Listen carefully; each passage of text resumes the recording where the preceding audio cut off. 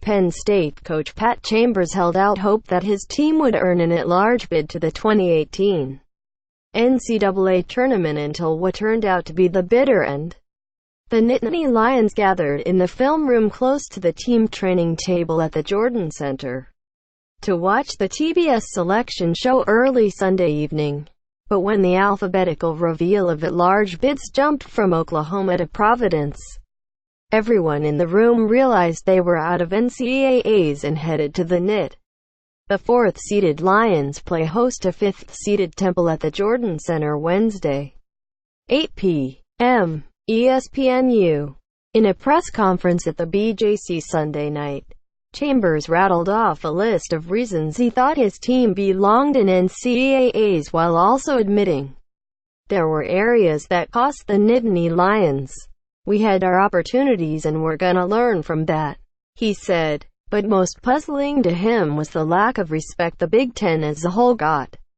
With only 4 teams, Michigan State, Purdue, Michigan and Ohio State, earning bids, it marked the fewest bids for the league since only 3 teams made the field in 2004.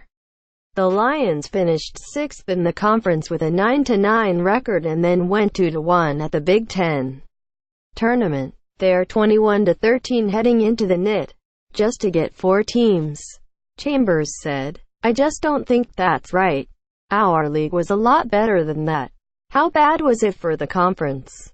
Nebraska went 13-5 to finish 4th in the conference and receive a double bye in the B1G tournament in New York, after losing to eventual champ Michigan there.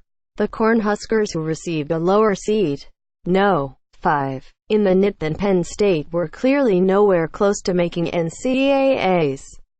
"I didn't think the Big Ten got any respect, and I think that's what hurt us in the end," Chambers said. 13 wins and you get a double bye and you don't get in.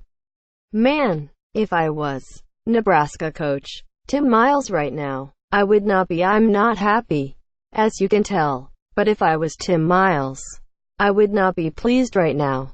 Chambers acknowledged that injuries and players being lost for other reasons impacted several Big Ten teams that projected as NCAA participants prior to the season, including Maryland, Minnesota, Wisconsin and even Penn State.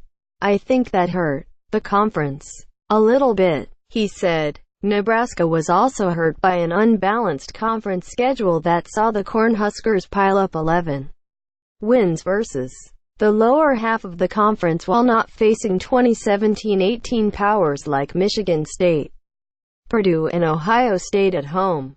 "We're going to 20 conference games next year, so that should help, right, you think?" Chambers said. "I guess we're all gonna have to look and see how we can get better."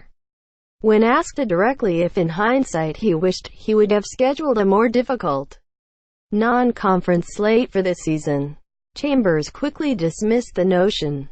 "No, I don't think so at all," he said. By his way of thinking, it turned out to be a bad year to be a middle-of-the-pack team in what is usually considered a power conference.